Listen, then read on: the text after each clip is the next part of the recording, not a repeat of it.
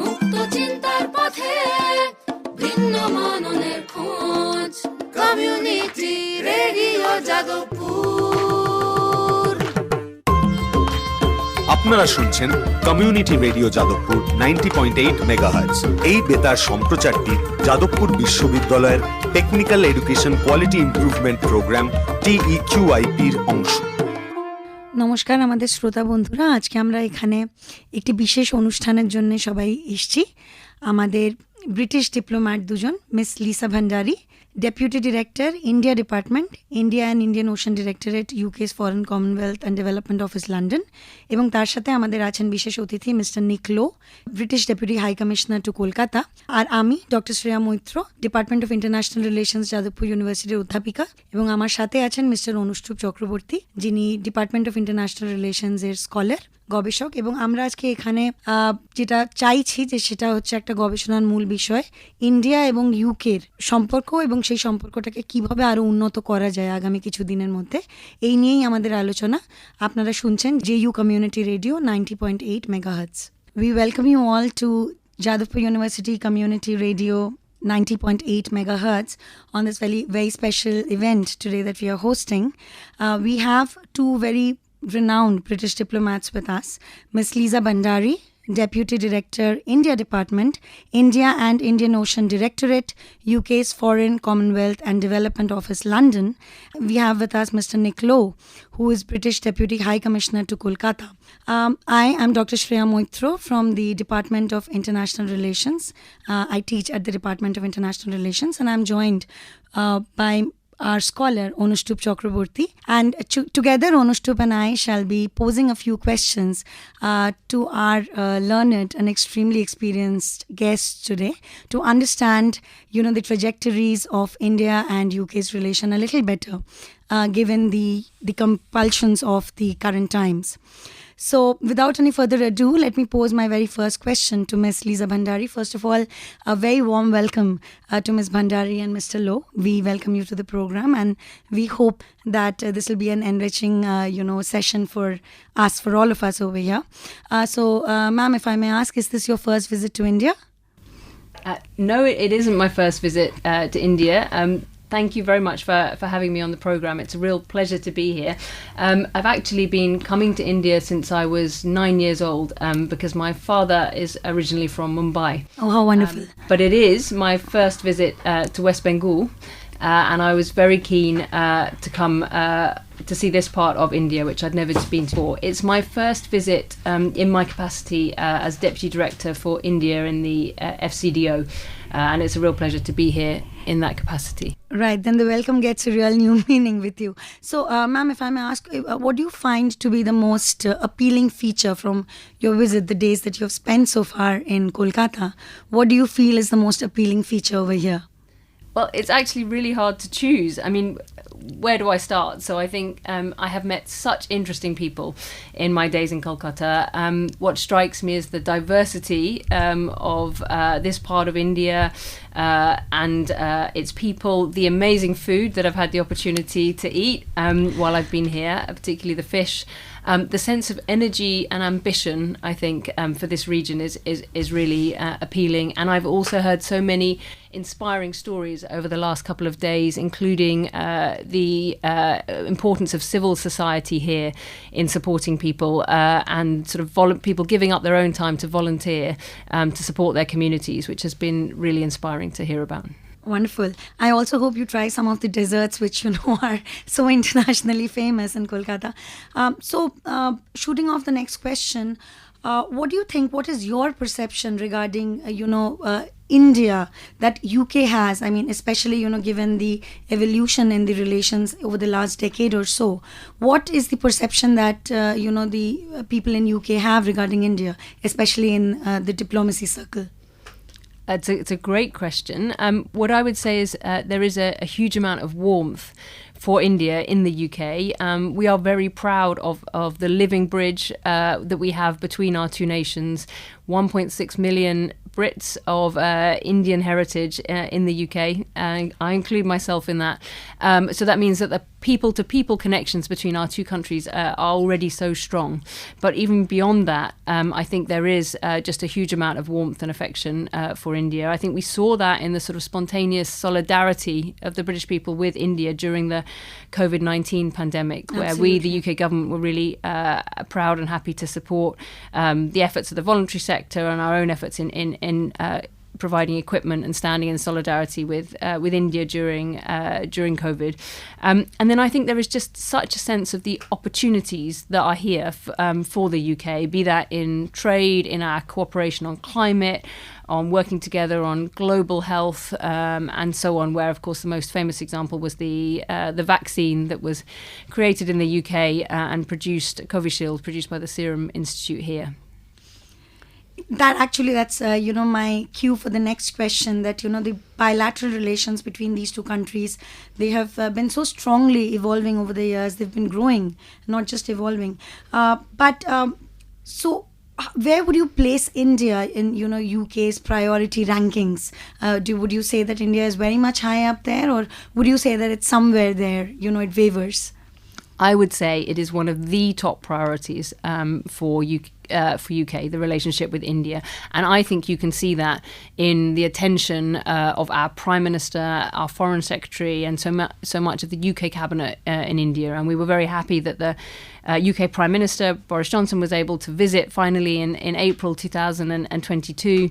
Our Foreign Secretary has visited India regularly since she came into the post. We have UK ministers coming to India nearly every month of the year.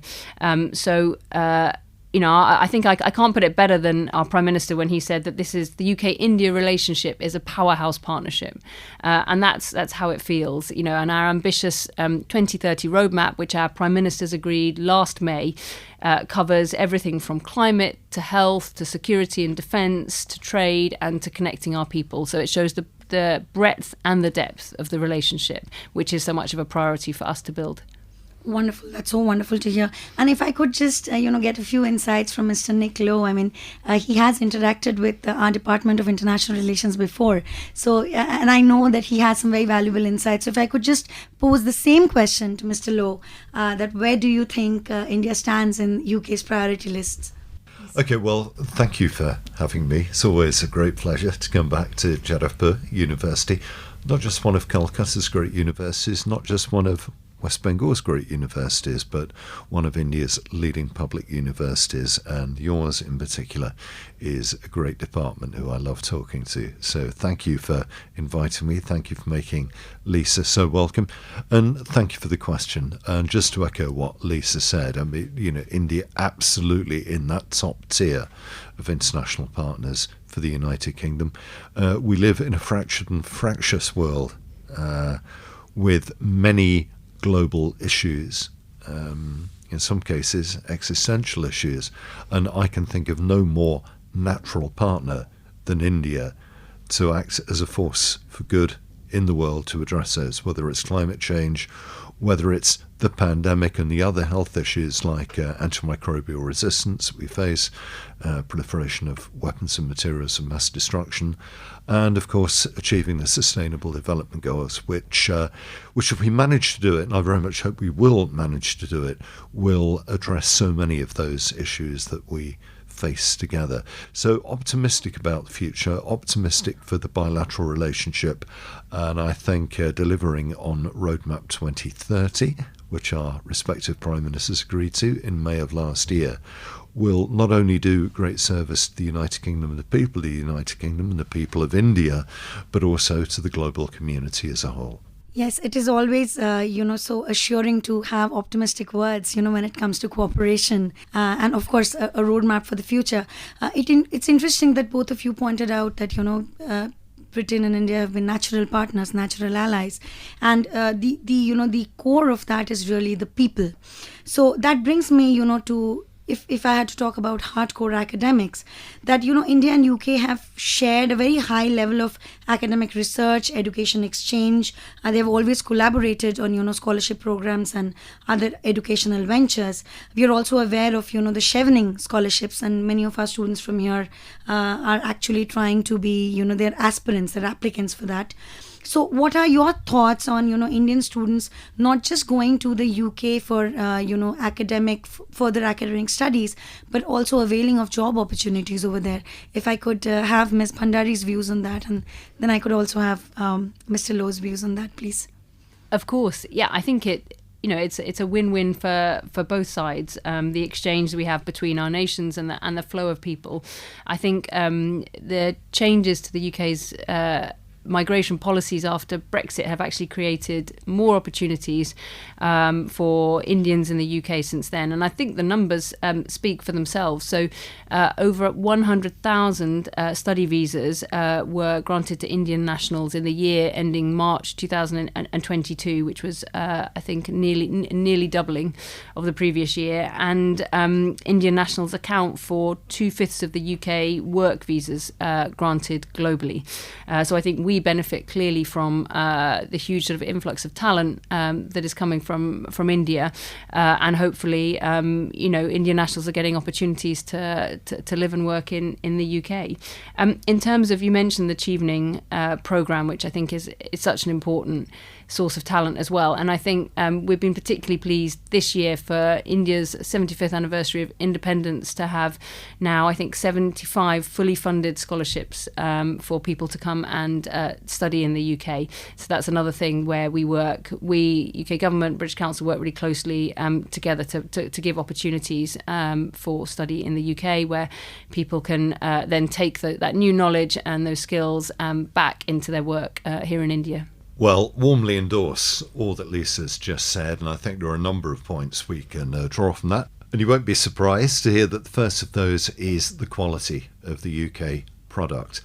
It's not only universities, we talk a lot about universities, but a lot of Indian students now go to school in the United Kingdom. My own daughter's best friend at her boarding school in Hertfordshire comes from Hyderabad. I'm delighted by that.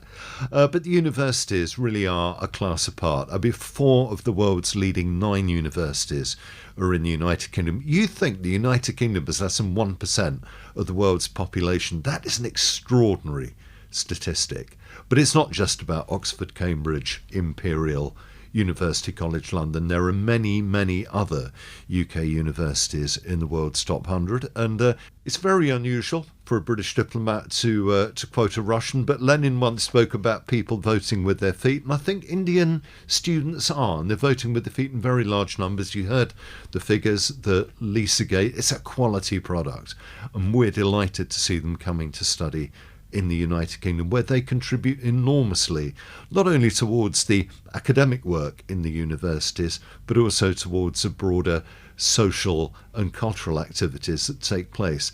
But it's not a one-way street. We want to see larger numbers of British students coming to study in India as well. And we think there's a market for that, and it's something that we will very much encourage. And, as has been said, I think the numbers of students coming to the United Kingdom from India has been helped very much by the fact that it's very attractive post-study work visa offer. I think it's just worth unpacking that a little bit, because it's open to all students who've completed a degree at a British further education institution. It's not limited to doctors and astrophysicists. Any degree you've taken at a recognised British university qualifies you for that visa, and you don't have to have a job to get the visa.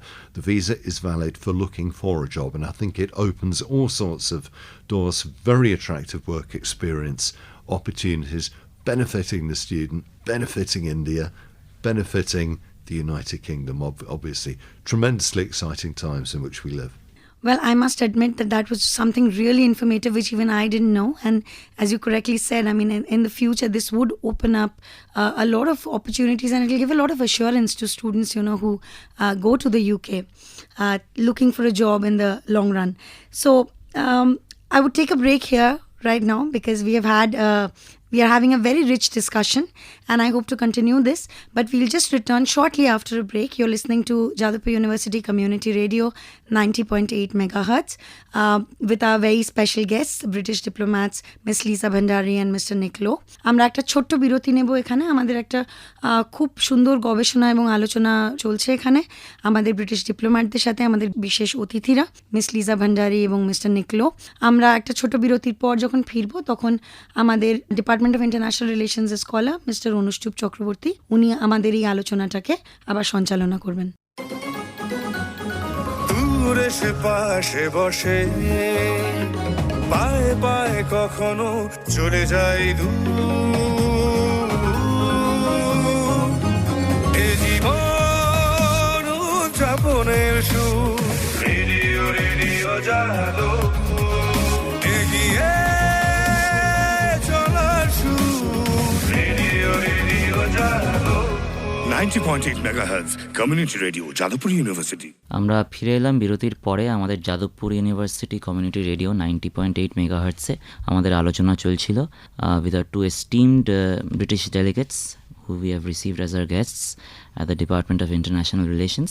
This is me, Anushtup Chakraborty, a scholar from the department who will like to ask a few more questions, carrying forward from the wonderful questions asked previously by my co-host, Dr. Shreya Moitra, to Ms. Lisa Bhandari and Mr. Nick Lowe. So carrying forward, both the Brexit and the pandemic have created challenges and opportunities for the world at large. Would you like to point out one of each affecting the Indo-UK collaboration in particular? Yeah, very happy to do that. So I think it's worth saying that Brexit itself actually gave the UK control again of its migration policy and its trade policy. We've already, we've just had a discussion on some of the opportunities under migration.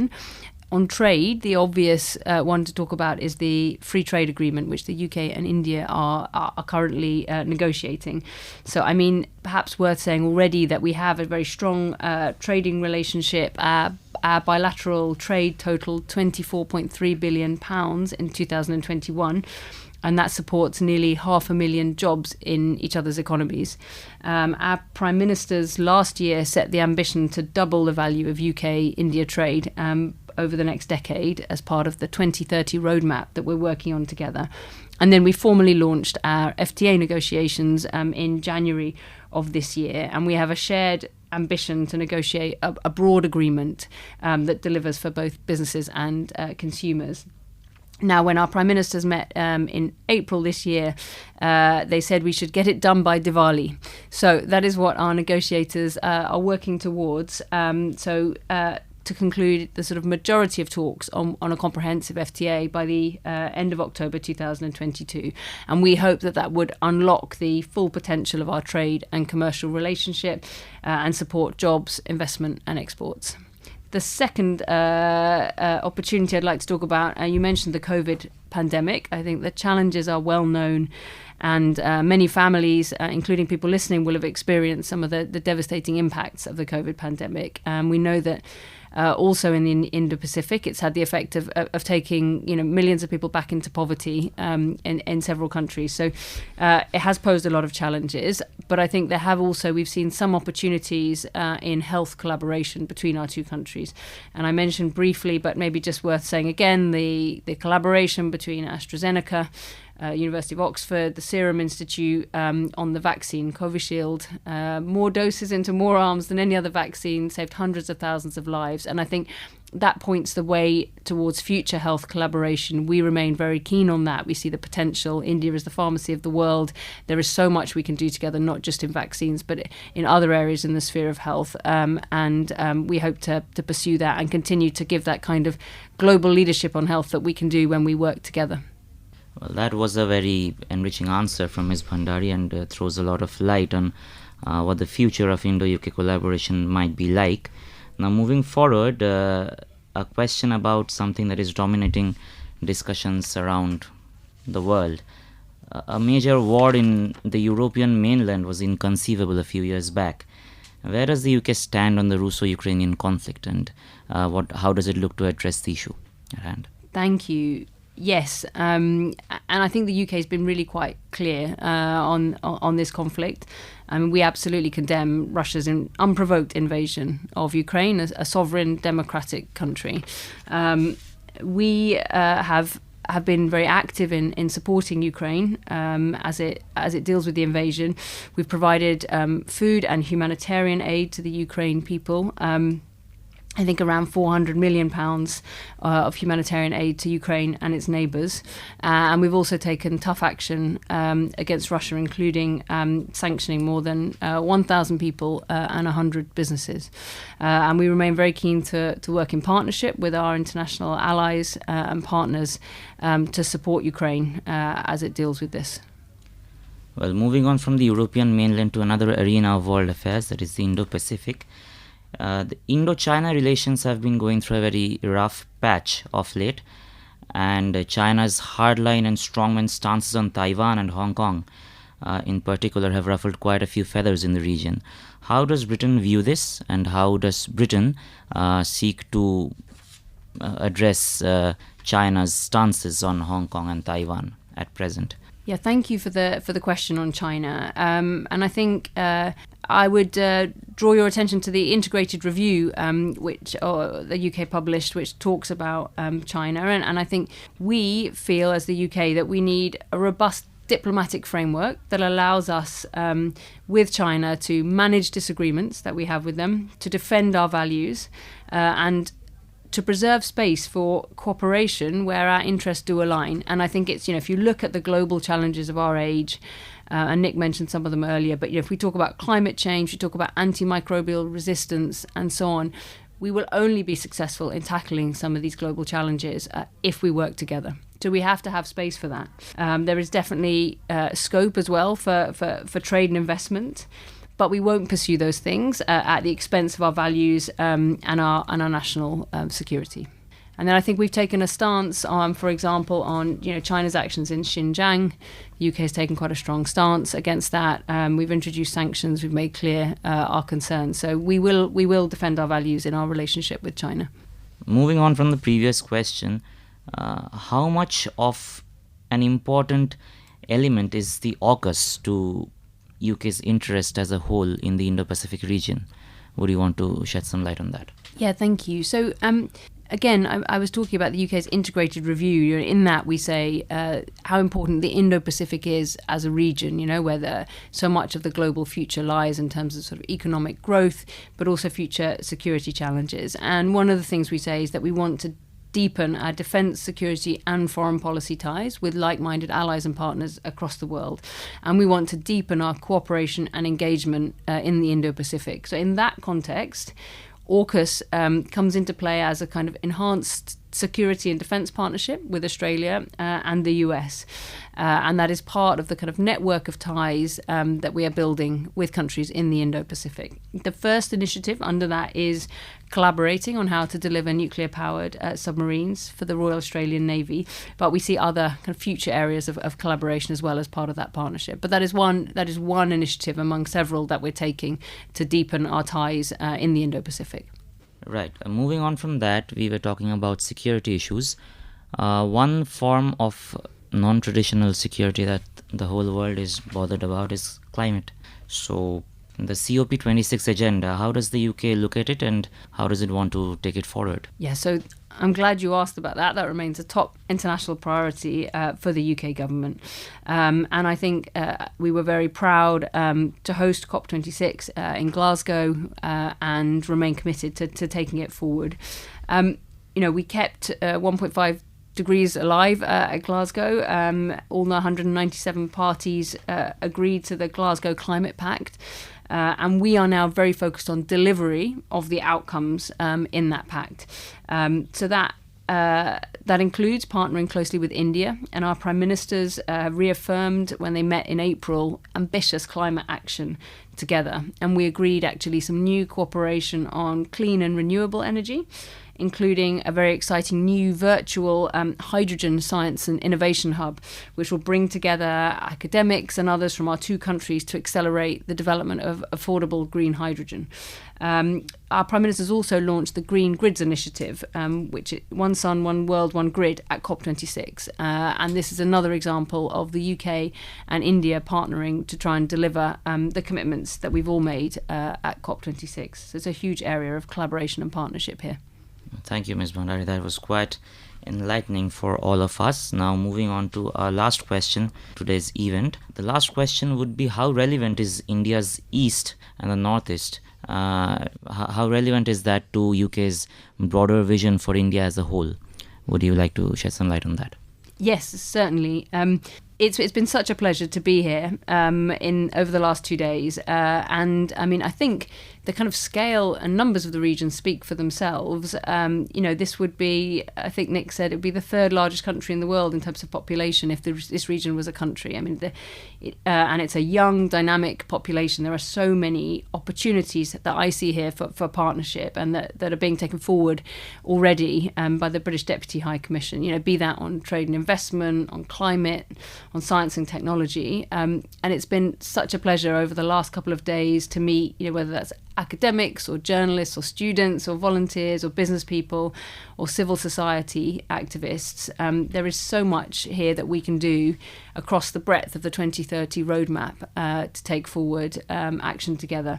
I've had conversations on international relations, on water management, on civil society. There is so much energy and goodwill here to work together to progress these issues.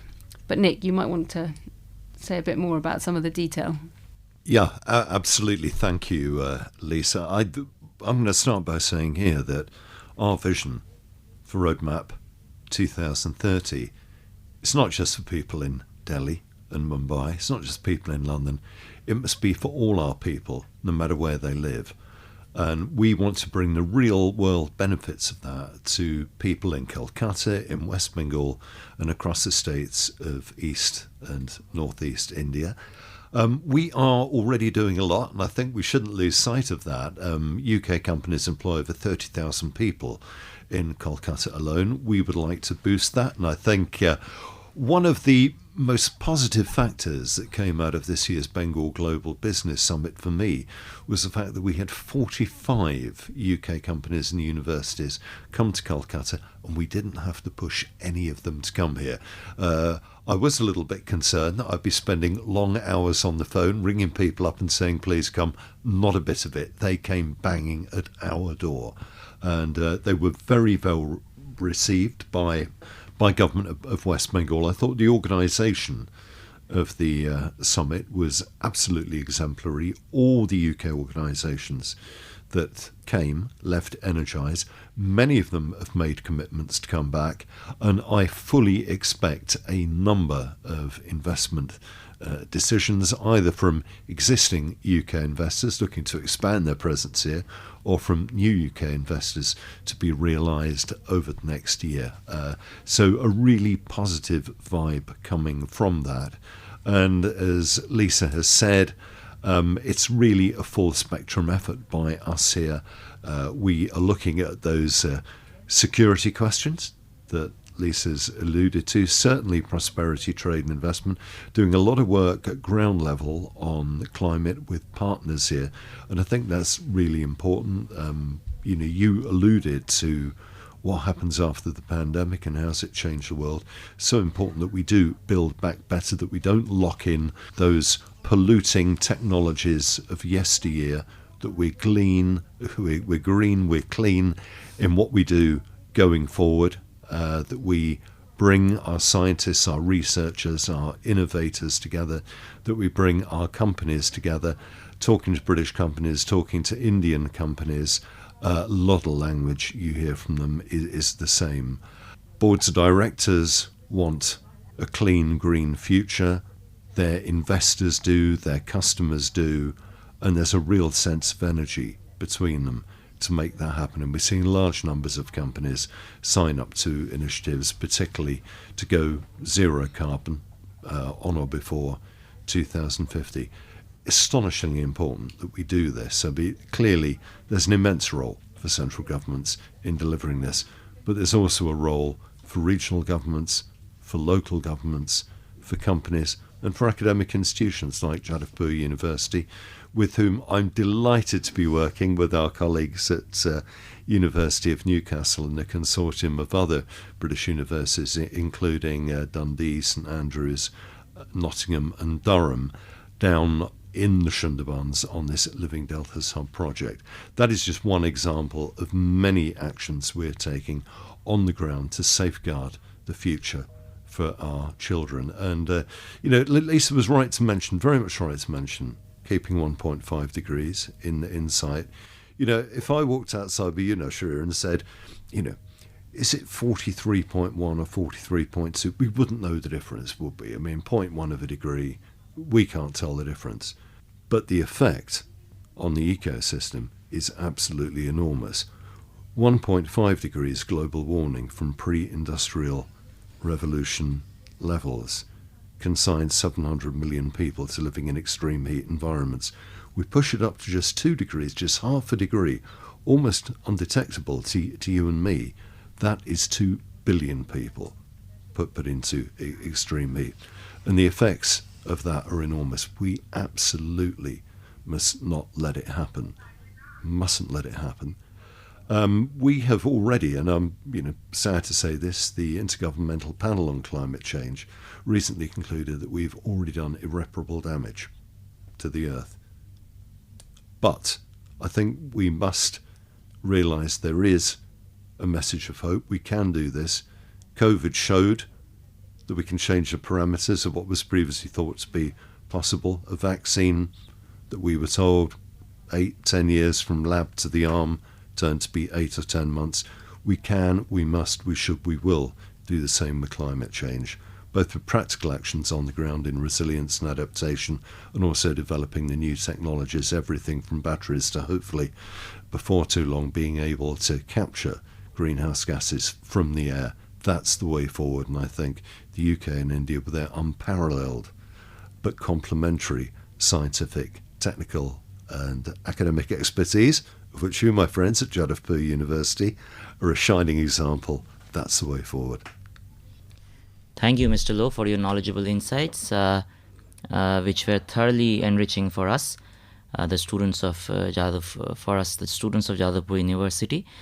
Our event for today comes to an end here. আপনারা শুনছিলেন Jadavpur university community radio 90.8 megahertz. আজকের আমাদের এই বিশেষ অনুষ্ঠান আজকে এখানেই শেষ হচ্ছে। আপনারা শুনতে থাকুন Jadavpur university community radio 90.8 megahertz. মুক্ত চিন্তার পথে ভিন্ন মননের খোঁজ, কমিউনিটি রেডিও যাদবপুর। আপনারা শুনছেন কমিউনিটি রেডিও যাদবপুর 90.8 মেগাহার্টজ। এই বেতার সম্প্রচারটি যাদবপুর বিশ্ববিদ্যালয়ের technical education quality improvement programme TEQIP-র অংশ।